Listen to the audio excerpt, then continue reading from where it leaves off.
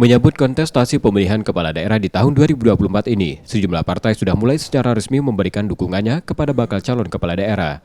Seperti yang dilakukan oleh Partai Hanura Sumsel, yang secara resmi telah memberikan rekomendasi kepada Balon Bupati Muba Lusianti yang akan maju di Pilbub Muba 2024. Balon Bupati Muba Lusianti mengakui, rekomendasi ini menjadi motivasi baginya untuk mampu memenangi kontestasi Pilbub Muba. Lusianti juga mengakui, sudah mengantongi dukungan lebih dari 9 kursi. Untuk maju sebagai calon Bupati Musi Banyuasin itu harus didukung oleh minimal 9 kursi.